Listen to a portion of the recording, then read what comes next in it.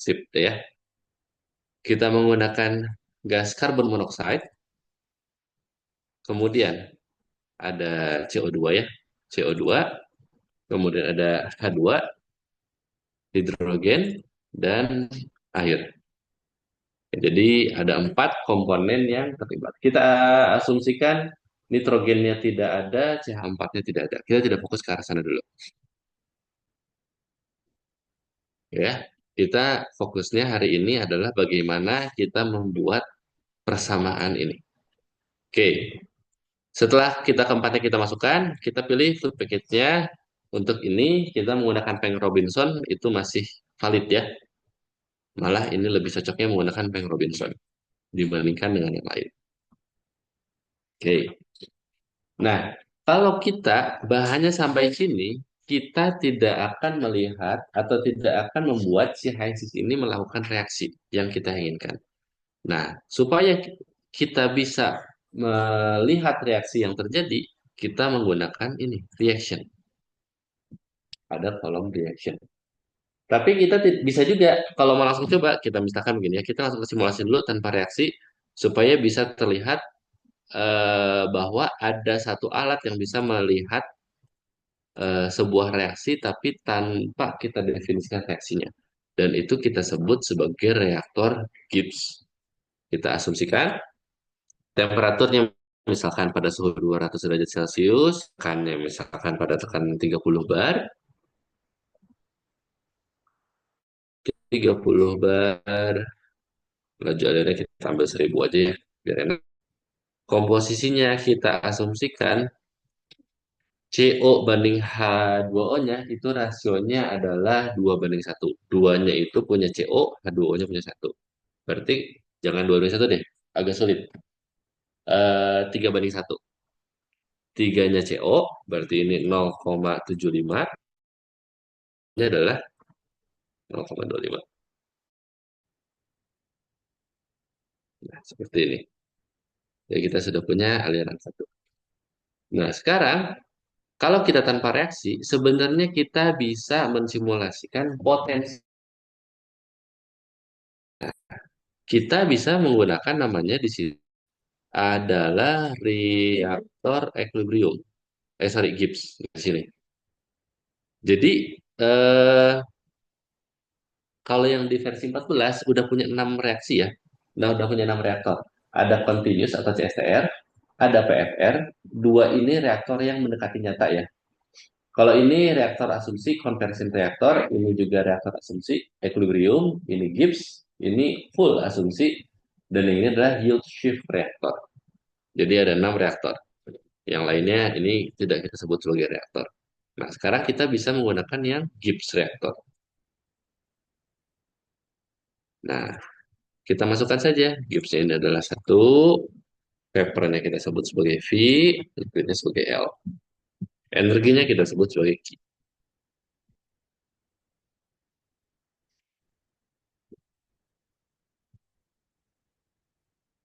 Nah, dari sini kita bisa lihat ini belum belum aktif karena dia membutuhkan detiknya, anon detik. Jadi membutuhkan energi yang masuk. Nah, sekarang kalau misalkan kita ingin melihat apakah reaksinya eksotermis atau endotermis, kita tambahkan saja detiknya misalkan 0. Bisa nggak ya? Bisa sih. Tidak ada energi yang masuk, tidak ada energi yang keluar. Jadi seakan-akan ini adiabatis. Gitu ya, seakan-akan adiabatis. Atau bukan, sorry, bukan adiabatis, apa, sistem terbuka tapi nggak ada energinya ya. Ya, seakan-akan adiabatis ya, betul. Kalau kita lihat dari sini, awalnya 200, naik suhu temperaturnya menjadi 467. Kita bisa melihat di sini. Bagaimana kinerja dari reaktor ini. Reaction, nah, jadi kita dari yang ini, kita lihat parameternya tadi kita isi 0 ya. Liquid level ini kita tidak perlu isi, tipenya 3 phase atau separator tidak perlu kita isi dulu, kita tidak fokus ke sana. Kita bisa langsung fokus ke reactionnya. Nah, bisa menggunakan Gibbs, bisa specify equilibrium reaction, atau tanpa reaksi sama sekali. Nah, tapi kalau kita misalkan contoh yang ini, dia tidak akan bisa. Dia membutuhkan reaction set. Kalau equilibrium, dia butuh reaction set. Nah, tapi kalau Gibbs reaction, itu bisa. Ini kan contoh, ada tulisannya, use this option when the reaction stoichiometry is not known. Nah, lihat detailnya kita bisa di details. Nah, jadi kita bisa melihat yang masuknya 29, keluarnya 20. H2O-nya 9,8, jadi 0,6. Artinya terkonsumsi H2O dan CO-nya. Terproduksi adalah CO2 dan hidrogen. Jadi dengan Gibbs kita bisa melihat eh, potensi reaksi yang bisa dihasilkan dari fit yang kita miliki. Nah, ini bisa kita lihat atau matriksnya ya, ada COH-nya, tapi kita tidak jarang menggunakan ini. Kemudian, ini dari segi massa, dari segi reaksi bisa kita besarkan. Berarti produknya adalah CO2 dan hidrogen. Kita bisa lihat dari segi worksheet-nya. Nah, kita lihat bahwa temperaturnya dari 200 naik ke 400. Berarti reaksinya apa? Eksotermis. Karena ini ada yang sudah kita ya. Jadi seperti kita sebut reaksi eksotermis. Gitu. Nah, sekarang pertanyaannya, kalau misalkan kalian diberikan sebuah senyawa seperti ini, CO2 ditambah H2O, sorry, ada CO, ada H2O, ada CO2, H2. Kita tidak tahu bentuk reaksi itu. Ini udah saya sebutkan ya. Kita tidak tahu awalnya seperti ini saja. Kira-kira bagaimana kita tahu bahwa reaksi itu akan berbentuk seperti ini? Atau misalkan begini, saya kasih contoh, saya punya C, punya H2O, punya CO, punya H2. Kira-kira reaksinya bentuknya seperti apa? Atau cuma saya kasih tahu, ada N2, H2, sama NH3. Reaksi ini kira-kira seperti apa? Bagaimana kita tahu bahwa oh itu akan terjadi reaksi?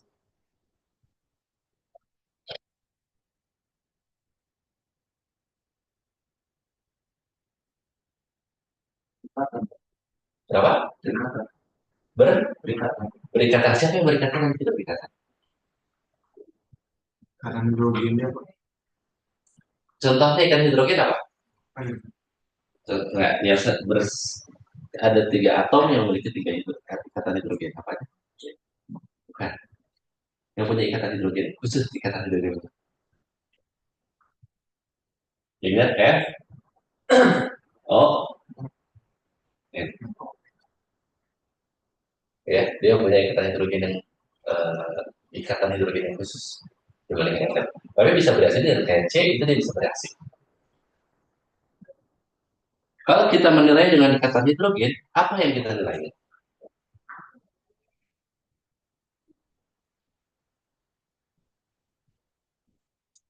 Atau kita punya, saya punya NaOH, punya H2O, punya HCl, sama punya NaCl. Kita masukin ini ke HISIS. Atau kalian ya, saya kasih tahu ini. Kira-kira bisa terjadi ada reaksi nggak?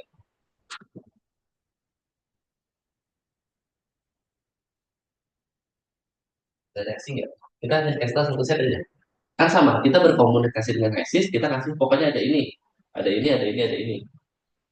Kenapa dia tiba-tiba bisa menentukan oh ini bereaksi?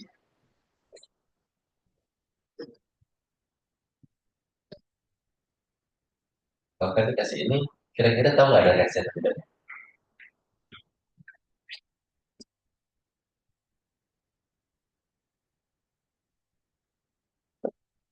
Oh, itu Pak, dari H2-nya pasti jadi outputnya dari produknya Pak. Kalau dilihat tempatnya kan H2. Yang mana? Yang satu semuanya Pak. Semua, oke. Semuanya ini di produk semua kan H2-nya. Sama CO2 sama H2O-nya.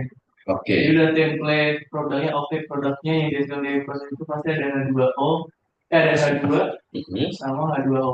Berarti ada air yang H2. Oke, ini jadi sebagai produk ya. Ya, Ini hijau juga ya. Ini hijau ini.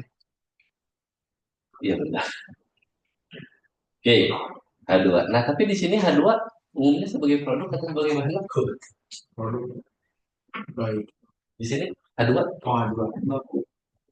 bahan baku. Nah, bagaimana? Kenapa di sini jadi produk, di sini jadi bahan baku? Atau contoh yang lain, saya punya C2H4, ada H2, ada C2H6. H2-nya sebagai bahan baku atau produk?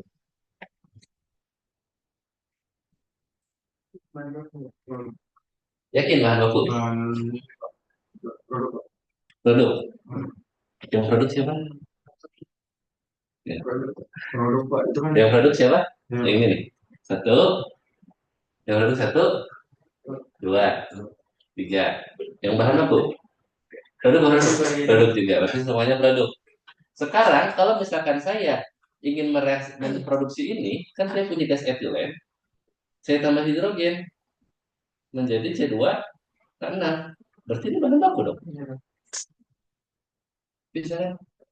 Tapi kalau saya ingin bikin etilen, di cracking dari C2H6 ini menjadi C2H4 tambah H2. Lalu dia kapan jadi produk, kapan jadi bahan baku? bisa dua-duanya. Iya betul, bisa dulu. Tapi kapan? Apa tergantung kondisi reaksinya Pak. Sehingga pembentukan senyawanya itu bisa tepat kapan dia si cracking kapan Oke, kondisi reaksi. ini kita sebut sebagai hidrogenasi.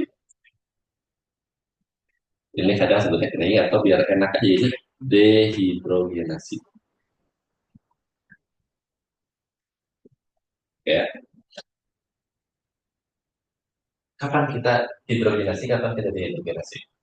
Atau contoh yang paling gampang, yang paling dekat dengan kita, C2H5OH, H2O, C2H4. Mana yang produk, mana yang bahan baku? C2H2OH, H2O, C2H4.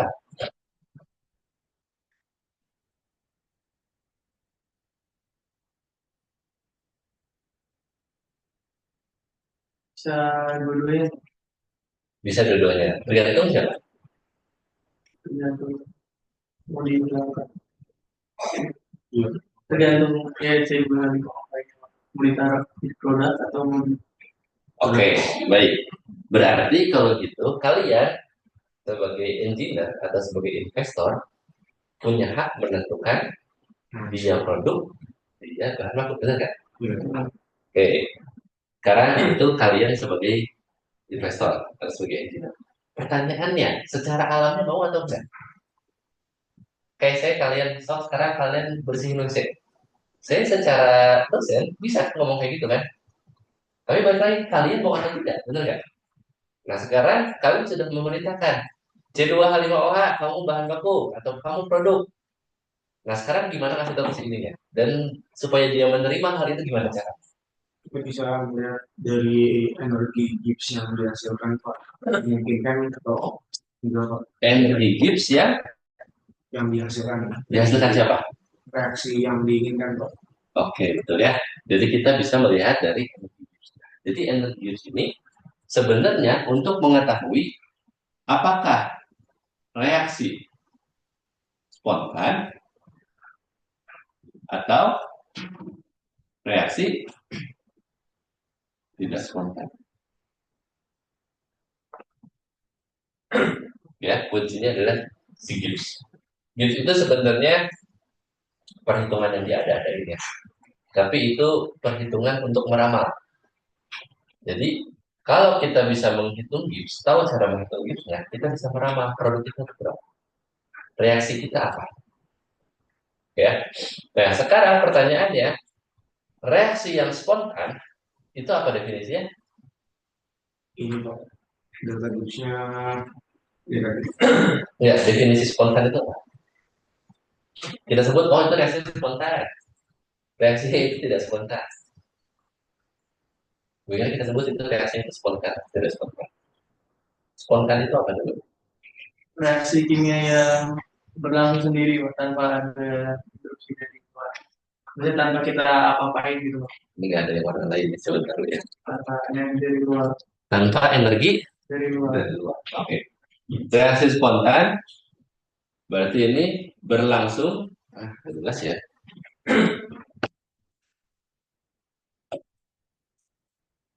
Berarti yang spontan itu adalah berlangsung, sama aja. Oke, oke, dia punya dua kondisi. Berlangsung secara apa? Alami Pak. Tanpa Secara perlu alami. menambahkan energi atau masa Oke, tanpa harus gangguan dari luar ya. ya Oke, tadi kita tadi apa? Benar kan ya? Secara alami gangguan, benar ya? Oke, berlangsung secara alami tanpa gangguan dari luar itu maksudnya tidak ada plus atau tambahin panas. Jangan H dan Q kita sebutnya supaya tidak rancu antara H dan Q. Ya, tidak kita masukkan Q-nya atau tidak kita ambil Q-nya. Sepakat? Sekarang N2 ditambah H2 menjadi NH3. Apakah reaksi spontan atau tidak spontan?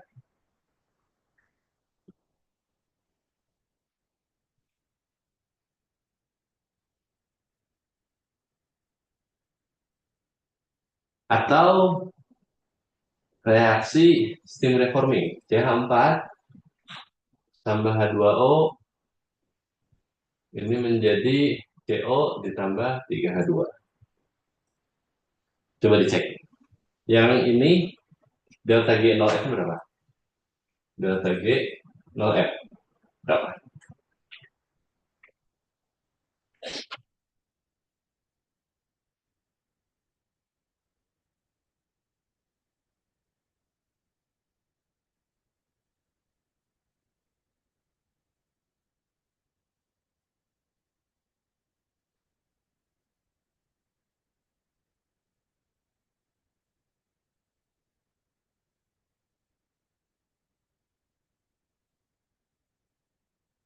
mana di buku termodinamika kayak Pak tapi Di dikasih internet juga kalau tanya di ChatGPT juga bisa.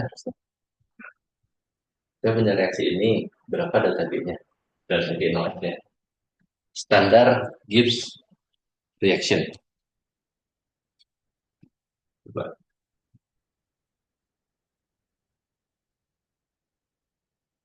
Ini kita coba di ChatGPT ya.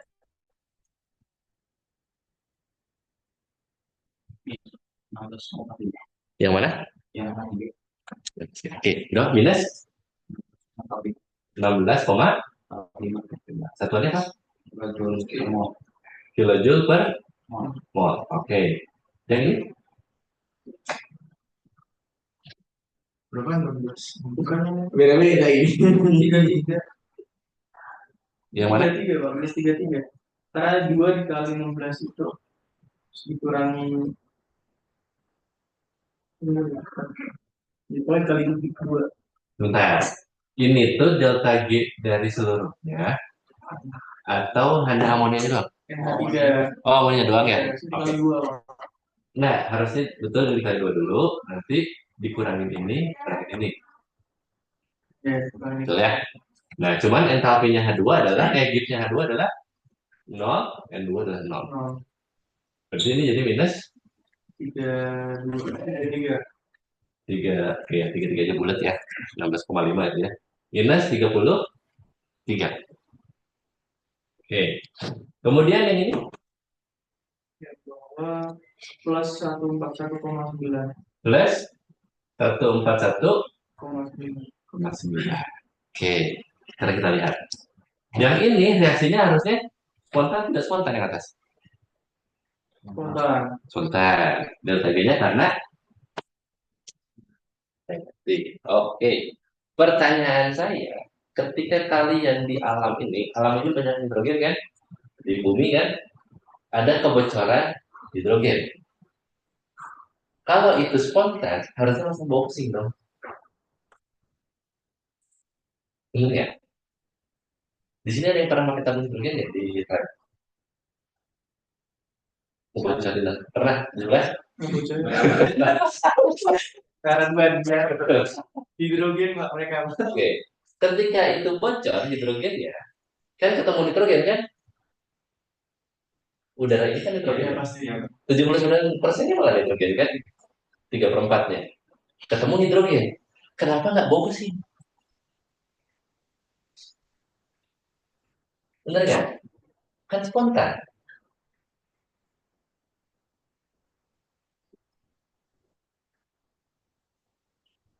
Sekarang coba kita bandingkan dengan reaksi yang paling kalian kenal. Kalian punya NaOH ditambah HCl menjadi NaCl plus berapa ini delta G-nya?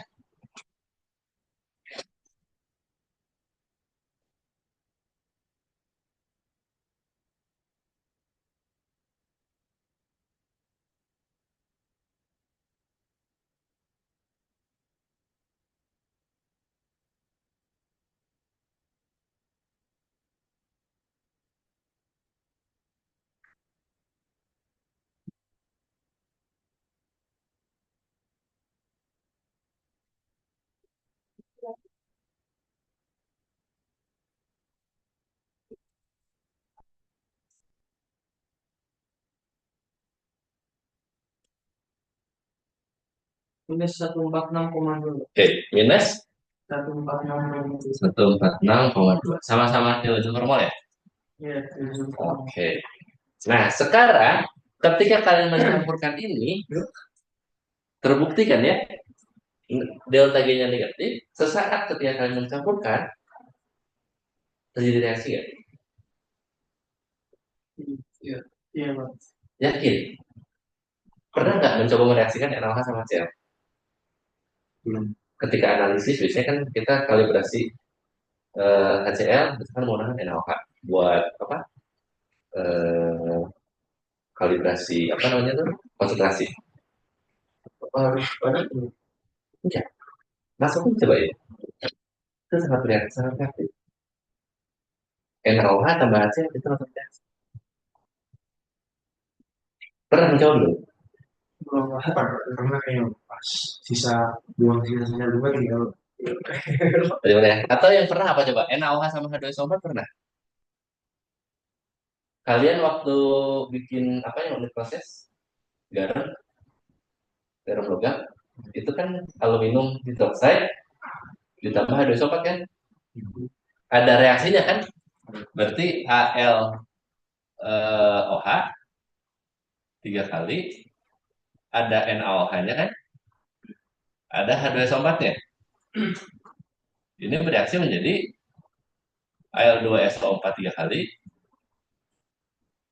ditambah Na2SO4 ditambah H2O.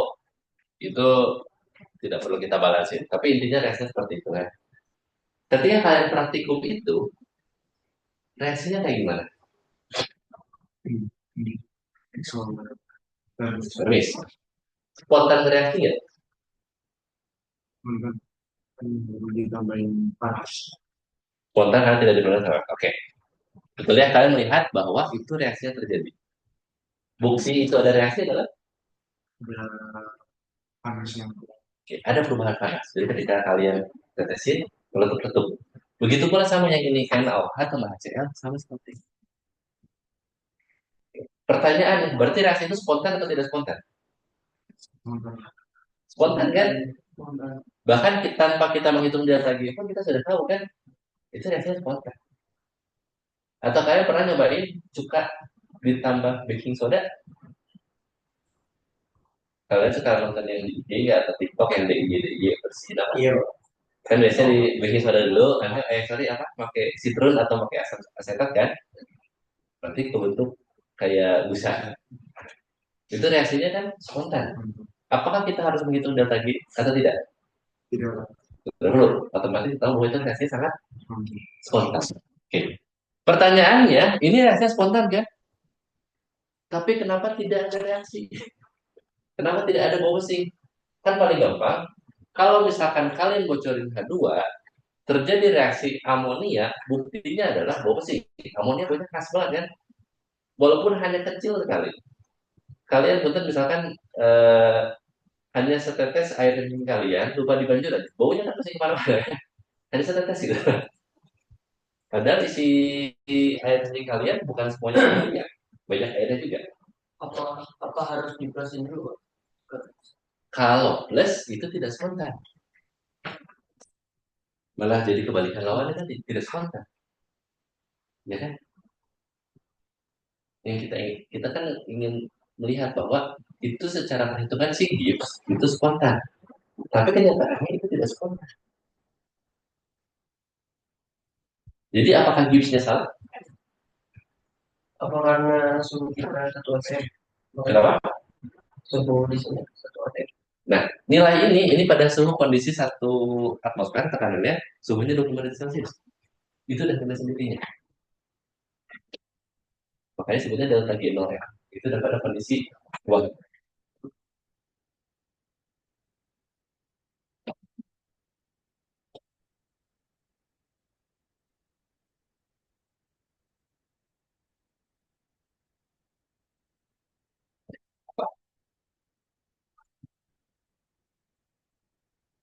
Jadi begini, sebenarnya pernyataan Gibbs itu tidak salah. Yang salah adalah bahasa kita. Kenapa saya bisa lain bahasa? Kalian ketika dengar kata spontan, definisinya apa? Langsung, spontan saja dia kabur, spontan saja dia terkejut. Reaksinya itu sangat cepat sekali dan langsung terjadi. Itu definisi spontan di kita. Bener nggak? Tapi sebenarnya dia maksud Gibbs maksud pada spontaneous itu artinya bukan dia langsung terjadi, tapi bisa terjadi. Jadi sebenarnya bukan antara spontaneous tapi adalah able sama unable. Sebenarnya ini yang lebih tepat bahasanya. Gitu ya. Jadi ya ini pentingnya kita belajar banyak gitu, banyak baca, jadi kita tahu maksudnya itu. Karena kalau kalian banyak baca buku-buku, entah itu termodifika atau cari di internet, pasti delta G itu definisinya adalah spontaneous. Ya. Tapi ketika kenyataannya kok tidak pernah terjadi secepat itu gitu. Jadi sebenarnya adalah able dan unable. Bisa dan tidak bisa. Bisa dan tidak bisa. Nah, betul. Nah, tapi kita harus hati-hati. Delta G itu, ini ya, delta G itu fungsi dari temperatur, pressure.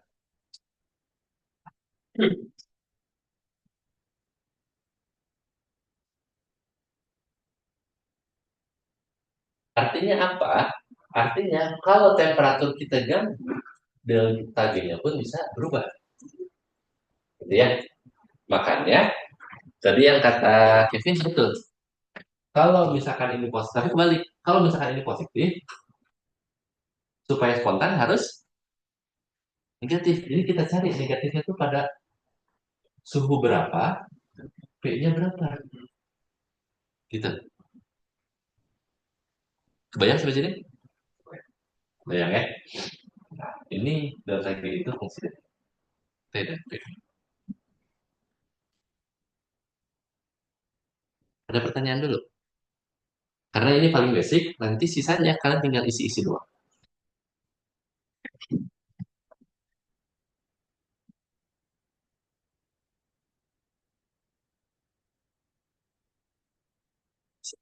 Oke,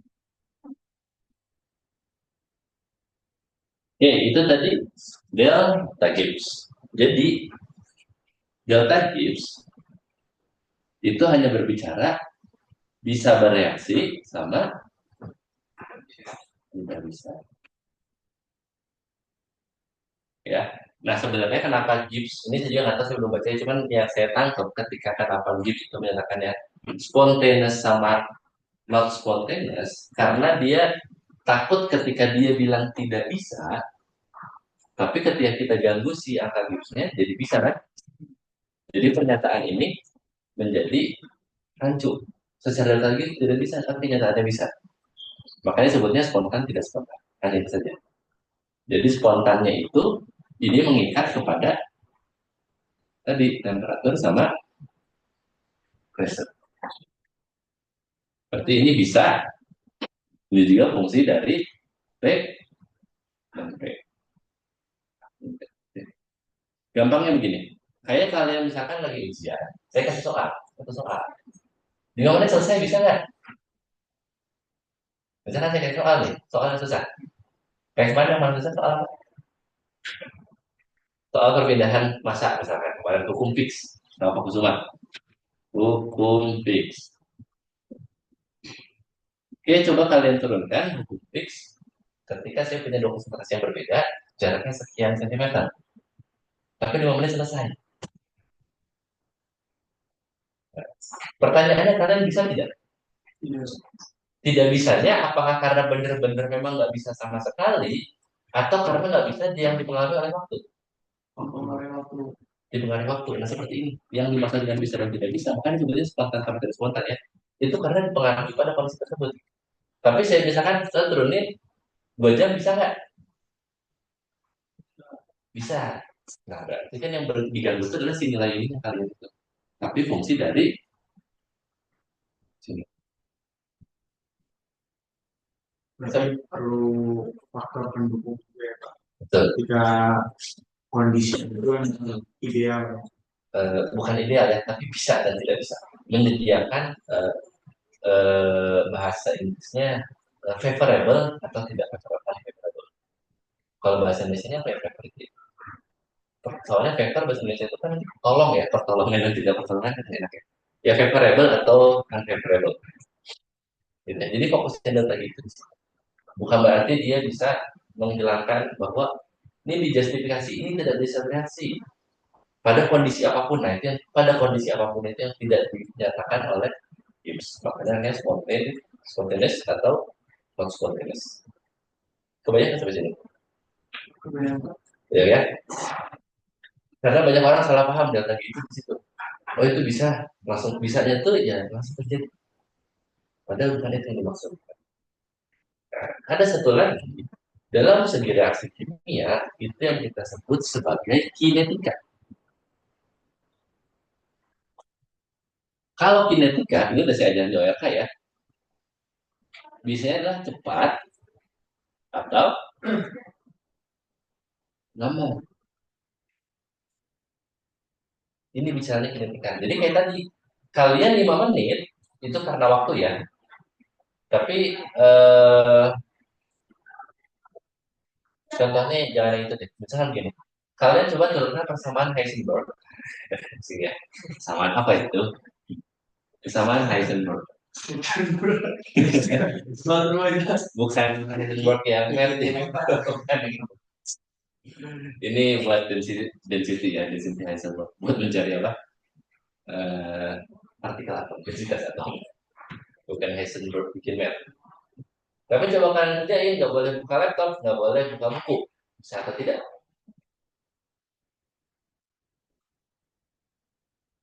Sudah pasti tidak bisa. Dengar aja baru gitu. Tapi kalau berarti itu dipengaruhinya adalah kalian bisa mengerjakan ini, itu pengaruh apa? Pengaruh waktu kah? Atau pengaruh tools? Tools ya kan ya? Karena kita tidak bisa melihat Heisenberg itu apa. Kita tahu kesepakatan orang-orang itu Heisenberg itu apa. Rumus dasarnya apa yang dibicarakan Heisenberg nggak tahu. Tapi ketika dikasih, ini ada bukunya, ini ada laptopnya silakan kalian cari, pakai internet silakan, pakai ChatGPT, kalian ada potensi bisa mengerjakan ini, benar nggak? Oke. Nah ini kita sebut sebagai delta G-nya. Bisa atau tidak bisa. Ya. Tapi kalau kalian selama kalian masih punya akal, masih ada potensi bisa kan? Bayangnya, kalau kalian sudah hilang akal, baru itu mah habis minum hawa-hawa. Nah, misalkan contohnya ini. Nah, itu bicara delta G. Tapi kalau bicaranya R atau laju reaksi itu bicaranya lah cepat dan lambat. Jadi, oke, ada yang bisa mengerjakan di antara kalian mungkin 1 jam udah paham, 1 jam kemudian kalian menyelesaikan dan ini persamaan. Tapi ada yang butuh bacanya itu lama, 2 jam atau 3 jam baru paham, mengerjakannya sama-sama 1 jam. Atau ada yang memang pahamnya cepat tapi ngerjainnya lama, karena harus dari buku-buku yang lain. Gimana rumus integral, gimana rumus diferensial, rumus determinan. Itu bicaranya adalah cepat dan lambat. Nah, di HISIS itu menyediakan kedua fitur ini, ya. Tapi balik lagi, fitur ini diikatkan kepada ininya yang berbeda. Ini reaktor ini, dua ini ya, CSR sama PFR, ini bisa menggunakan ini,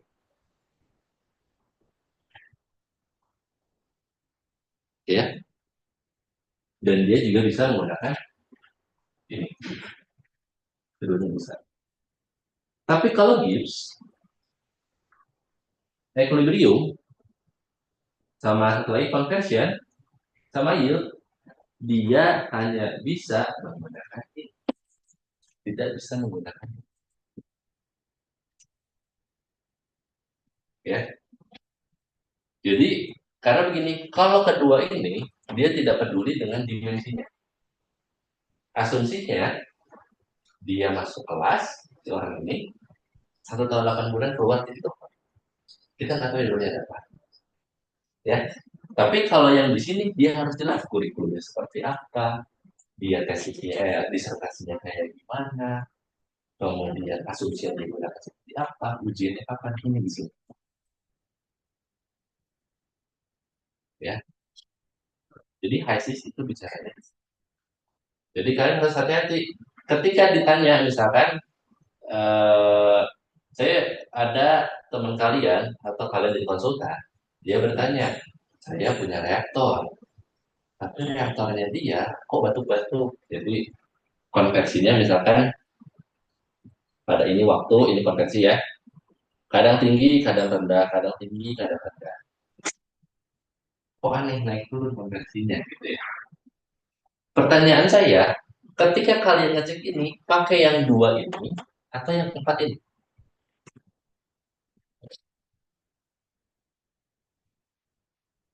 Yang dua dulu. Kenapa yang dua? Kira 4 dulu, Pak. Kenapa empat? Karena ngecek bisa atau tidak, reaksinya spontan atau tidak spontan. Nah, tapi kan dia udah punya konversi, berarti kan udah ada Oh, reaksinya, ya kan? berarti yang 4 ya. Yang empat yang ini. Yang dua. Yang dua. Oke, sebenarnya kita bisa menggunakan empat dulu. Empat itu tujuannya bukan mencari dia bisa atau tidak. Nah, dari delta G ini kita bisa juga mengetahui kalau dia bisa berapa persen dia konversinya, gitu ya. Kayak misalkan kalian tadi disuruh ngerjain density Heisenberg, bisa. Pertanyaannya bisanya sampai mana? Apakah full selesai atau hanya sebagian aja persamaan-persamaan awalnya sudah paham, sisanya bingung. Nah, si delta G itu bisa sampai ke situ. Jadi kita bisa mulai 4 dulu. Oh, ternyata delta G-nya itu sebenarnya misalkan di sini. Berarti ini konversi equilibrium atau konversi maksimum. Kita bisa mengecek menggunakannya 4. Ya. Baru karena kita sudah punya reaktornya, kita bisa menggunakan data reaktor. Panjangnya berapa, diameternya berapa, GHSV atau WHSV-nya berapa. Baru kita menggunakan reaktor yang ini untuk membandingkan dimensi yang di reaktor sudah cocok atau tidak. Tidak. Banyak nggak? Jadi jangan-jangan reaktor yang didesain, kalian modelkan, ternyata X-nya itu cuma segini. Karena segini X-nya. Jadi X desain. Ya, jadi segini. Pertanyaannya, kalau misalkan di sini, ya ini masih oke kan ya? Pertanyaannya di sini kenapa? Nah, itu jadi evaluasi halnya.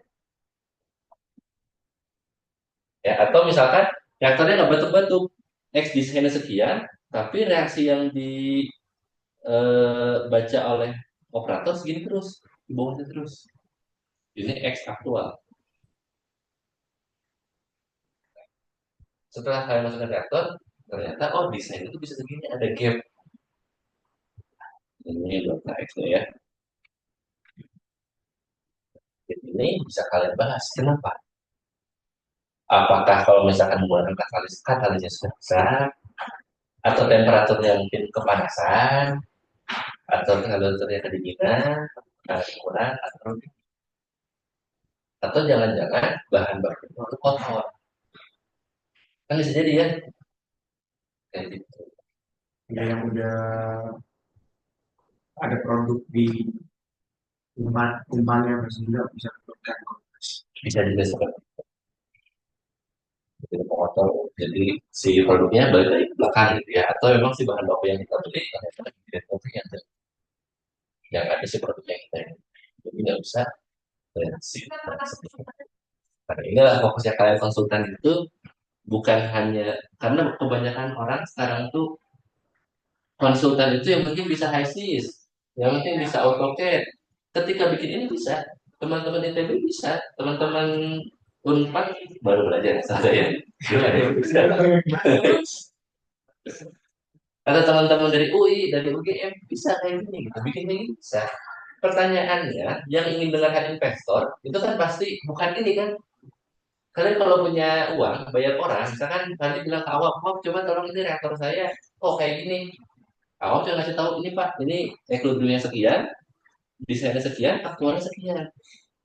Puas nggak ya jawab gitu? Enggak kan, karena tanya Fadli, kenapa itu?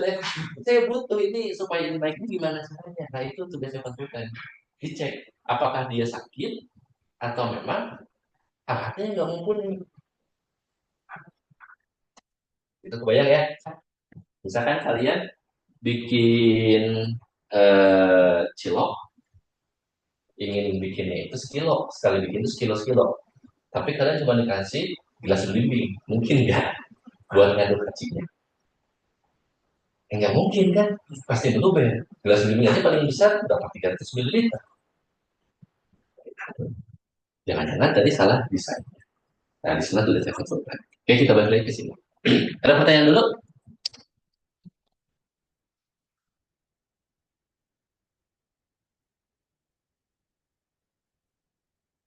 Ya, ini kita lanjut. Nah, ini reaktor Gibbs hanya seperti ini.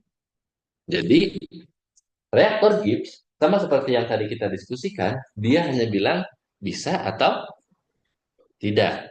Kalau misalkan bisa, berapa konversi maksimumnya? Nah, inilah si Gibbs. Ya, jadi kalau kalian punya banyak komponen dan nggak tahu itu reaksinya bakal seperti apa, contohnya adalah reaksi pirolisis.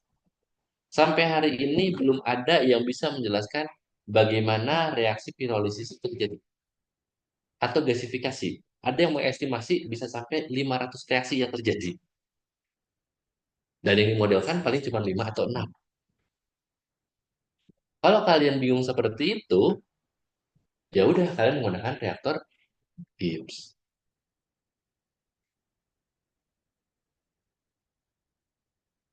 Terus melihat konversi gipsnya gimana? Melihat konversi Gibbsnya, ini biasanya kita agak manual. Jadi lihat dari reaction, nah dari sininya aja.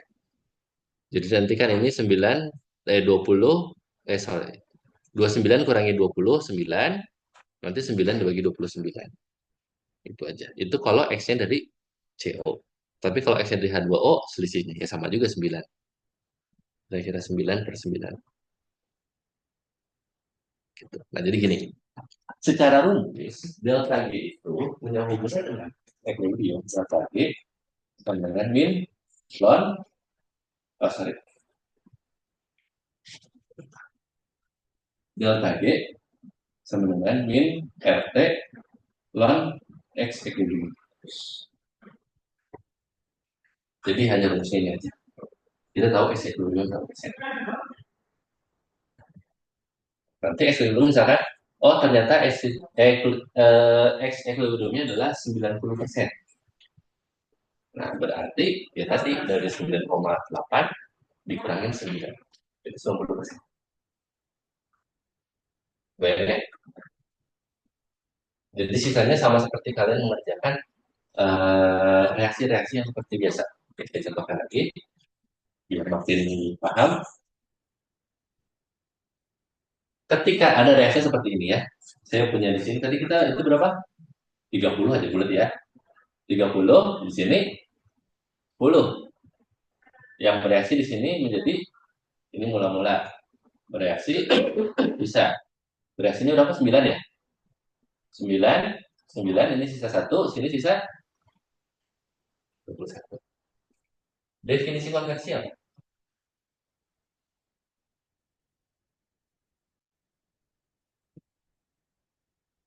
Konversi itu apa? Apa? Bukan pengubah. Kemampuan apa kemampuan reaktan berubah menjadi Bukan kemampuan. Konversi itu hanya perubahan bahan baku menjadi produk dibandingkan bahan baku yang kita masukkan. Itu konversi. Ya. Jadi kalau lihat dari sini, yang kita sebut konversi itu yang H2O atau yang CO? CO terkonversi nggak? Terkonversi kan 9 kan? Berarti kalau XCO-nya berapa? 9 kan? Per 30. Kalau H2O 9 per 10. Nah, lalu yang kita pilih yang mana? Ini angkanya berbeda kan? 9 bagi 30 berapa? Ya sekitaran 30% ya. Ini sekitaran 32%. Kalau ini 90%. Pertanyaannya, yang mana konversi?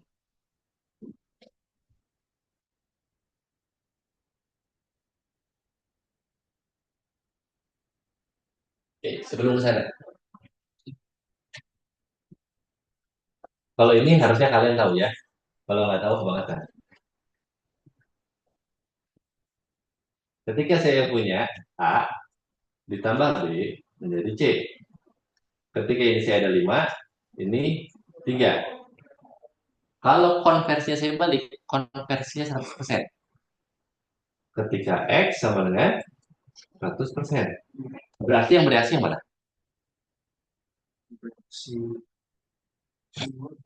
Semuanya bereaksi, betul.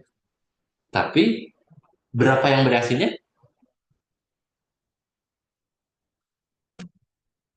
Oh, ini X-nya 100%, konversi 100%.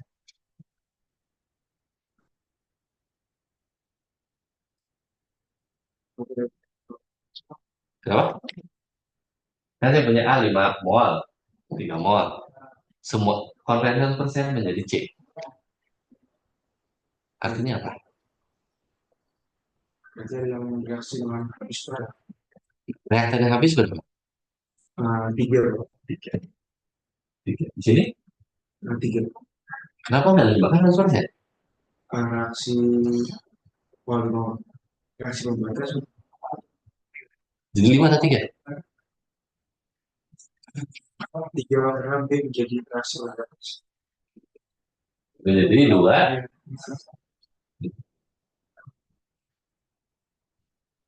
Ya.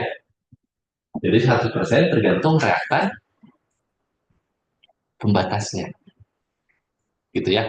Jadi yang umum, kalau kita sebut konversi, di lapangan pun, itu yang umum. Konversi itu ada dua hal bahasanya. Dan ini kadang kita suka bingung. Ketika yang bertanya ke industri. X, ada yang biasa kita sebut kayak tadi ya. X 100% kita sudah sadar bahwa 100% adalah reaktan X dari reaktan pembatas. Benar nggak? Ya. Secara akademik, ini yang banyak dibahas. Relevan kan? Kita tahu oh 100% berarti yang paling sedikit aja. Kalau kebetulan 3-3 ya dua-duanya habis. Yang jadi masalah di industri, kadang X ini bisa dibahasakan sebagai bahan baku yang paling bernilai atau bahan baku yang diinginkan. Bahan bakunya.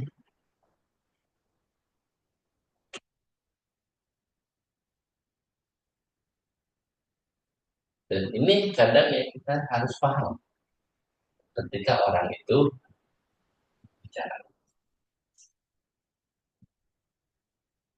Berarti kita perlu, kalau misalnya di industri kan mendefinisikan X konversi itu sebagai dari bahan bakunya, bukan peralatan pembatasnya. Berarti ketika mereka inginkan konversi sekian, kita juga harus meningkatkan juga dari peralatan pembatasnya kita agar bisa mencapai eh, si bahan baku ini berat sehabis. Nah, belum tentu, tergantung. Dalam banyak hal, kayak contoh gasifikasi. Kalian tahu gasifikasi? Ada yang pernah main ke dunia gasifikasi atau membaca tentang gasifikasi? Gasifikasi, bahan bakunya apa? CO, Nah, bukan. Gasifikasi, bahan bakunya apa? wajar ya, Bukan. batu bara. Batu bara, salah Oh gitu iya. ya. Bisa batu bara, apa bisa? Bisa batu bara, bisa biomasa, ya. Ketika kita bicara gasifikasi sama batu bara, kan batu bara ditambahkan apa supaya terjadi gasifikasi? Ya, jadi tambah oksigen. Ini menjadi CO, CO2, H2, O, sama CO4. Ini produk yang diharapkan. Ciri khasnya dari gasifikasi adalah O2-nya terbatas. Jadi sedikit. Kenapa harus sedikit?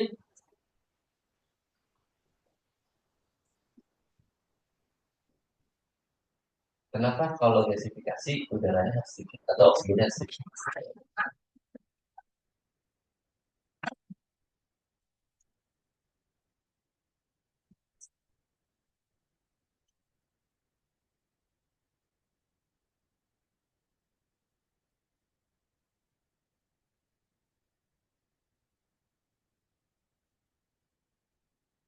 Kenapa harus sedikit? Sana untuk menghasilkan sehingga Betul ya? dari Karena kita memanfaatkan fenomena pembakaran tidak sempurna. Ya, kalau pembakaran tidak sempurna produknya adalah CO. CO. Nah ini salah satu bahan baku di syngas. Karena kalau kebanyakan, gampangnya pasti kebakaran. Kalau kebakaran produknya menjadi CO2 dan H2O. Jadi syngas itu adalah dua ini. Ini yang diharapkan. Ya, sekarang pertanyaan saya. Berarti kalau seperti ini, reaktan pembatasnya apakah batu bara atau oksigen?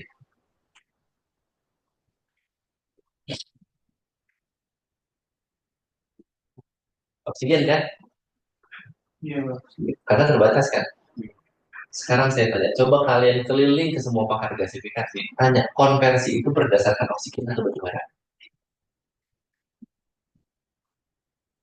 Bang. Pasti batu bara kan? Kalau misalkan, kalau gampang gini, kalian ngikutin itu nggak eh, Kementerian SDM, Pak Badil, kemarin kan bilang kan Pak Badil kan, dia akan mengaktifkan kembali gasifikasi batu bara menjadi DME, dimension meter. Pertanyaan saya, ketika gasifikasi dari batu bara menjadi DME, yang dia bahas konversi batu bara menjadi DME atau konversi oksigen jadi DME? Pasti batu bara kan? Tapi kalau secara akademis, salah. Karena di mana-mana konversi itu kalau kita bahas adalah yang reaktan pembatas yang terkecil, benar nggak? Soalnya kalau ini ilmu ini hilang ya, kita tidak X itu bukannya bebas terserah kita. Maka yang ini 100% boleh kita 5, boleh 3. Atau boleh 3, boleh 5. Benar nggak? Makanya perlu dikunci bahwa yang namanya konversi itu dilihatnya dari reaktan batas. Nah, tapi sialnya di masyarakat karena sudah jadi umum dan di investor pasti kan ingin yang berharga batu bara atau udara? Batu bara. Pasti ingin lihat saya punya sekilo batu bara jadi berapa deh. Gak peduli batasnya apa. Kebayang ya? Jadi nanti ketika kalian ketemu masyarakat di industri, kalian harus hati-hati apa sih yang dibahas. Apakah konversinya reaktan pembekas atau konversinya bahan baku? Oke, nah ketika yang ini juga sama. Ketika kita menggunakan yang seperti ini, kadang kita bisa orang karena nggak mau bingung, nggak mau rancu, pasti menyebutnya ini XCO-nya sekian persen, XH2O-nya sekian persen, dipisah, itu sah. Dan kita lebih enak, gitu kan, ya. Tapi kita perlu bertanya lagi ketika apa ini konversi reaktornya berapa? 32%. Pertanyaannya, kalau kita udah tahu, oh masuknya 3 keluar dengan satu, ketika dia bilang X-nya 32%, itu punya siapa? 32%. CO atau H2O?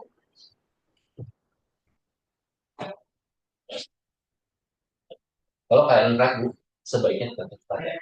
Jangan malu kalau nanti kita jadi konsultannya, masa konsultan bertanya kepada itu? Nah, tetap tanya. Karena kadang orang berbahasa itu ya. Tanya, Pak, berarti itu CO ya, kalau misalkan nggak yakin gitu ya. Kalau misalkan malu nanya dari gimana, Pak, itu 30 terhadap CO kan? Nah, sisanya kan bisa gitu. Gitu kan ya. Jangan kalian minta 32%. Pak, kalau itu yang CO, yang H2O berapa? Jangan kayak gitu. Di sini masih kalau dia nggak tahu ya Bapak kan bisa hitung sendiri kita yang repot. Kadang kita tak tahu ini kita bisa lihat ya. Gitu ya. Jadi hati-hati dalam berkomunikasi dengan orang. Gitu ya. Dan masalahnya tadi banyak bahasa itu tidak sesuai dengan yang kita pelajari di kampus. Makanya banyak orang yang belum bilang, oh dia mah kuliahnya hanya ngerti teoritis. Ya kan? Atau banyak yang bilang, wah kampus mah hanya tahu textbook banget. Nah, sebenarnya saya tahu maksudnya textbook banget itu adalah karena dia hanya tahunya kayak gini tadi. Contohnya salah satu contoh kecil ya. Kalau di buku itu X itu selalu reaktor pembatas dan orang awam atau orang di lapangan bilang bahwa X-nya itu adalah bahan baku, pasti orang yang di akademisi pasti protes duluan. Karena di buku nggak seperti itu gitu kan. Wajar gitu. Makanya orang-orang awam atau orang-orang engineer, orang apa selalu bilangnya itu textbook. Padahal yang mereka butuhkan adalah cuma bahasa konversinya itu berapa. Ketika ketemu salah satu dan hasil diketahui, kalian sudah bisa menghitung sendiri kan. Ya, jadi supaya kalian nanti ketika lulus, nanti ada yang rezekinya jadi engineer, ada yang rezekinya jadi dosen, supaya tidak terus berputar di perdebatan udah kusir itu ya antara teks dan tidak. Sebenarnya dulunya benar, cuman bahasanya aja yang berbeda, gitu ya. Oke, kita lanjut ke ISIS. Nah, ini yang reaktor Gibbs. Ada satu lagi properties dari reaksi yaitu entalpi yang membahas antara eksotermis dan endotermis. Tapi kita tidak bahas dulu hari ini. Kita fokusnya untuk menggunakan reaksinya dulu. Baru besok nanti kita bahas efeknya itu seperti apa secara rumus. Ya, karena mending kalian bisa dulu menggunakan minimal 3 reaktor ini ya, conversion, Gibbs, sama equilibrium. Minimal 3 ini dulu aja. Karena ini yang paling mudah. Oke, sekarang kita lihat lagi tadi yang Gibbs. Kalau kita ganti ke equilibrium reaction, dia selalu bilang membutuhkan reaction set. Nah, bagaimana kita ke reaction setnya? Kita sebenarnya bisa di-assign di sini ya, di bawah ini. Tapi karena belum, kita kembali dulu lagi ke properties, kemudian kita pilih reaction. Nah, ya. Nah, sekarang reaction, kita tinggal tambahkan add. Nah, ada pilihan seperti ini. Reaction Ada add to FP, ada ditah from FP. Jadi kalau add to FP ini maksudnya adalah tambahkan ke fluid package yang kalian gunakan. Apakah itu Peng Robinson atau SRK? Kalau di sini karena kita hanya menggunakan satu fluid package, jadi nggak perlu nanti add itu belakangan aja bisa. Jadi ketika kalian sudah add reaction, langsung add to FP supaya bisa disimulasikan, ya. Nah sekarang kita tambahkan reaction. Nah dia memilih seperti ini. Ada konversi, equilibrium, heterogeneous catalytic, kinetic, sama simple rate. Mau yang mana dulu? Conversion dulu ya. Kita samain semua aja. Conversion. Tipe conversion. Configured X artinya belum kita konfigurasi. Kita double klik saja. Nah, kalau konversi ini rumusnya. Jadi dia hanya menghitung C0, C1, C2. Nah, kalau kalian di kelas biasanya cuma ini doang. Kayak tadi X berapa persen? 70%. Itu berarti hanya C0-nya saja. Ya. Tapi kalau kita bingung, misalkan pada suhu 100 derajat Celcius konversinya 80%. Pada suhu 200 derajat Celcius konversinya naik jadi 89%. Nah, kita bisa masukkan di sini fungsi dari temperatur. Berarti temperatur yang setelah bereaksi lagi gitu. Nanti kita harus bikin tabel dulu, nanti dibikin regresinya. Temperatur terhadap C. Jadi nanti kalian kalau menggunakan ini kan kayak sumbu X ya. Sumbu X, ini sumbu Y. Jadi nanti dari data pengamatan kalian, ini ada temperatur, di sini ada konversi atau sorry, nanti ya, konversi. Nanti kalian punya, oh pada sekian, sekian, sekian, sekian. Nah, bentuk misalkan seperti ini garis lurus. Berarti X itu akan sama dengan konversi itu ya. Pastikan MX atau M kali T ditambah C. Ya kan? Garis lurus itu MX tambah C. Ini kemiringannya. Yang atau C1 kalau di bahasa situ ya. Ini C1 di sini. C ini kita sebut sebagai C0.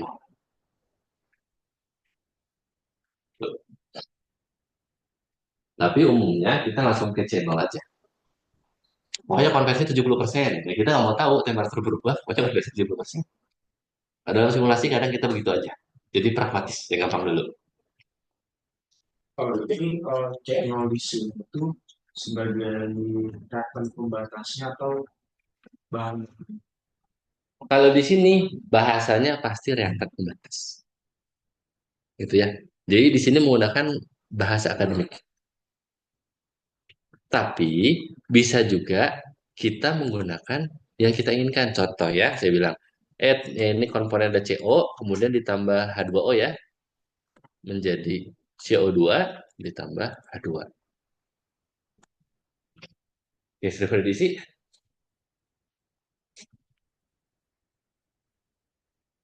Jadi kita masukin dulu komponennya, ada CO, ada H2O, ada CO2, ada hidrogen.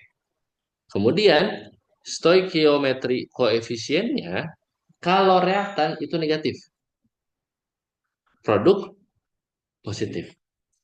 Jadi CO itu adalah minus 1, H2O juga minus 1 ya, semua itu satu satu satu. Ini minus 1, di sini adalah 1, di sini 1. Bagaimana kita tahu ini sudah balance? Kita bisa lihat di balance error. Kalau sudah 0, berarti yang kita masukin sudah benar. Contoh misalkan, oh saya ingin hidrogennya 2. Kelebihan balance. Berarti produknya kelebihan. Kalau misalkan ini 0,5, jadinya minus. Artinya kurang produknya. Gitu ya.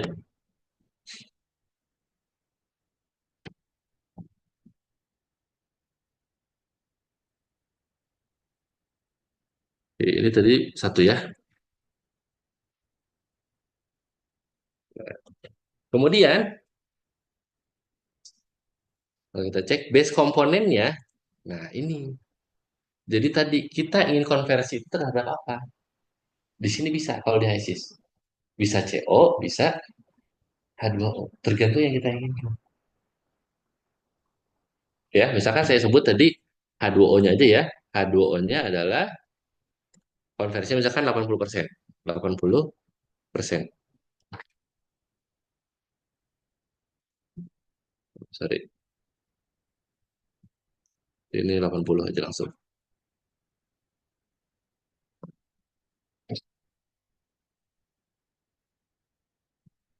Conversion hanya seperti itu.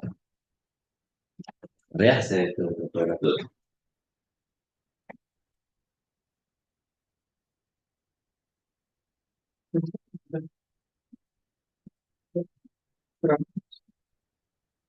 Bisa banyak kan? Ini udah mulai 100. Udah mulai 100 ya. Oh, ya. Memang udah mulai 100. Oh,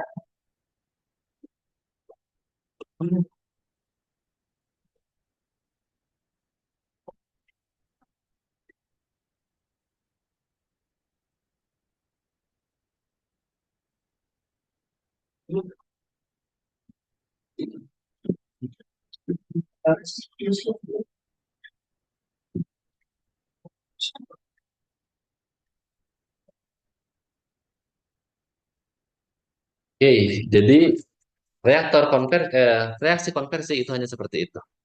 Jadi tidak sulit ya. Kita hanya masukin stoichiometrinya, kemudian konversinya berapa. Ini reaksi yang pertama.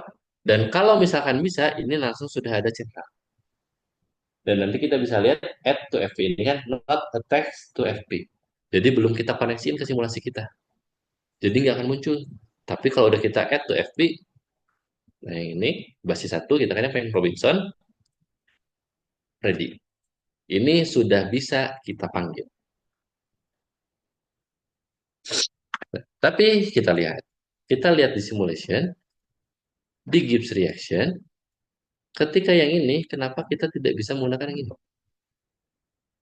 Kan harusnya bisa ya. Kita sudah punya reaksinya, udah kita masukin kan? Tapi ini kita send specify equilibrium reaction. Kita masukin reaction set, dia tidak bisa. Karena apa? Karena reaksi yang kita spesifikasikan tadi itu reaksi konversi, bukan equilibrium. oh, karena ini reaktor pusat. Conversion. Nah, jadi kalau conversion, pakai reaktornya conversion. Sekarang kita tambahkan coba yang equilibrium.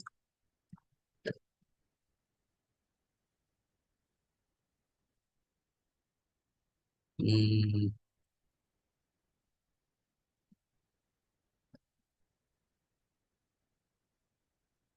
coba detek dulu. Oh, masuk ya. Ya, terus Coba reaction. Oh, sorry. Kita harus menambahkan satu set lagi. Add reaction, equilibrium. Karena itu dua sifat yang berbeda, jadi tidak bisa disatukan. Nah, reaksi dua sama. CO ditambah H2O menjadi CO2 dan hidrogen. Ini masih sama. Min satu. Oke. Nah, kalau untuk equilibrium, kita tidak ada konversi yang kita ingin berapa maksimal. Dia sudah menghitung yang dia hitung berdasarkan kondisi Gibbsnya saja. Nah, kita boleh pakai activity. Terserah kalian mau konsentrasi atau mass, mol, atau activity. Itu nanti berdasarkan reaksi yang kalian ketahui. Kalau misalkan rumus reaksinya R sama dengan K kali Ca. Berarti itu adalah molar concentration. Tapi kalau rumusnya min R sama dengan K dikali PA berarti partial pressure. Tergantung rumusnya ya. Dia menghitung equilibrium berdasarkan apa. Cuman kalau ini equilibrium berdasarkan partial pressure, tekanan parsial. Terserah satuannya mau apa. Pascal, KPA, nggak masalah. Ya, ini kita masukkan. Jadi kalau yang equilibrium cukup masukin ini sama basisnya apa. Fasanya vapor. Partial pressure itu pasti vapor ya. Bisa kita silang, kemudian add to FP. Set, begitu pula yang ini kita tadi masukin lagi ya. Nah, nah sekarang kita kembali ke simulasi. Sekarang kita bisa masukkan set ke dua. Langsung oke, gitu ya. Jadi langsung bisa. Pak, tadi kalau misal aktivitas berdasarkan yang partial press itu maksudnya gimana Pak? Itu dari rumusnya. Jadi kan rumus reaksi, itu kan kadang ada yang K, R min RA sama dengan K kali CA CB. Misalnya begitu ya. Berarti ini konsentrasi molar. Tapi kalau gas, kadang kita biasanya bukan pakai C, tapi K kali PA kali PB. Berarti ini partial pressure, tekanan parsialnya. Jadi kita gunakan itu aja, tergantung dari reaksinya.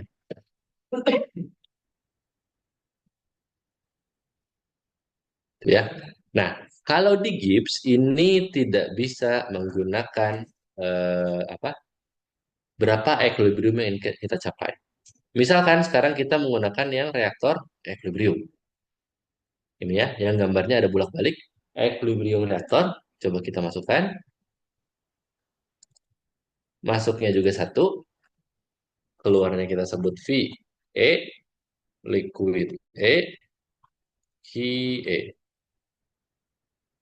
Ya, parameternya, dutinnya kita nolin juga ya. Kemudian reaction, nah reaction setnya kita pilih set 2, reactionnya satu.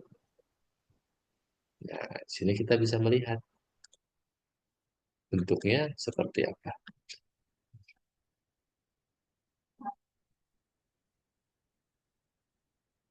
Dan kalau di sini kita bisa melihat result. Jadi di bagian tab reaction, di bawah details, ada result tadi. Jadi konversinya CO itu adalah 31,28%. Ya. Jadi memang lebih canggih kalau menggunakan yang equilibrium. Tapi syaratnya tadi kita mengetahui reaksinya apa.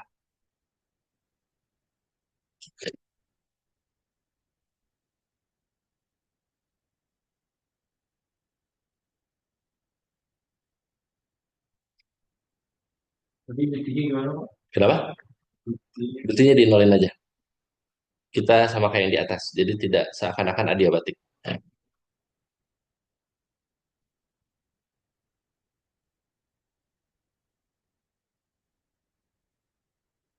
kalau ini Pak, reaction error terjadi pada operasi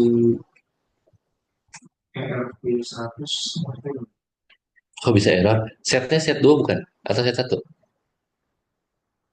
Kok bisa? Resultnya ada nggak? apa? Resultnya. Result. Hasil. Misalnya, Hasil. Result. Ada. Sama. Ya udah. Nah, jadi kira-kira seperti ini. Kalian bisa lihat 200.467,8. Begitu pula yang ini. Desain worksheet 200 ke 467,6. Ada perbedaan sedikit ya.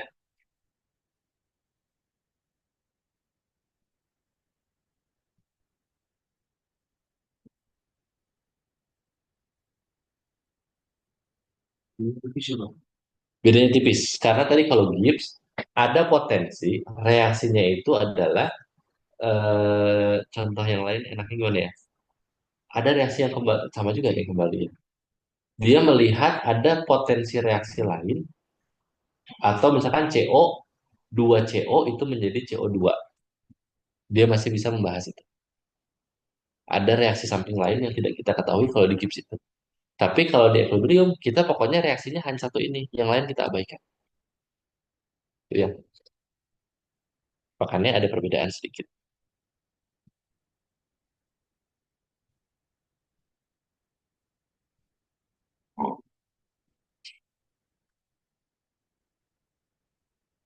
Oke, sampai sini ada pertanyaan? Kalau tidak ada, Itu dulu saja. Kalian latih, saya tugasin aja. Coba kalian cari 5 senyawa equilibrium lain. Kalian modelkan di HISIS. Kayak gini aja. Oke ya. Biar besok bisa kita bahas dan kita bisa bandingkan dengan reaktor konversi maupun reaktor petak. Ya, jadi pekan ini kita fokus bagaimana mensimulasikan reaksi di HISIS. Karena balik lagi, kita adalah teknologi industri kimia, bukan teknologi industri fisika.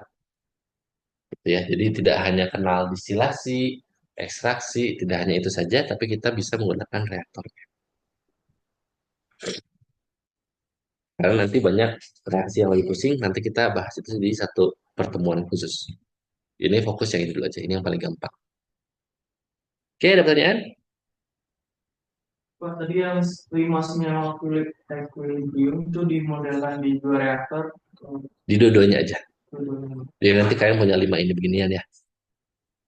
Berarti kita cuma ganti senyawa yang apa jadi Senyawa sama reaction reaksi. set. Nah, banyak contoh equilibrium yang lain ya. Kayak tadi C2H4 ditambah 2 menjadi C2H6. NH3 juga bisa. Pokoknya semua yang ada di sini kalian bandingkan gitu ya.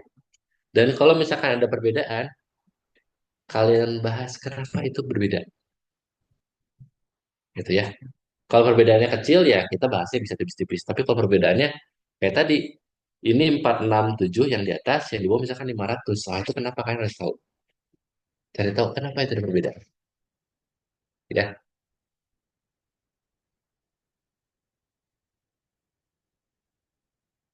Oke, untuk absen saya buka besok aja ya.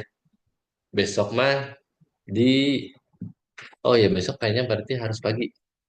Kalian besok ada kelas ya? Nggak ada. Besok kayaknya pagi jam 9 aja ya. Tapi di SP. Soalnya siangnya ada itu. Ada kelas tambahan neraca masa.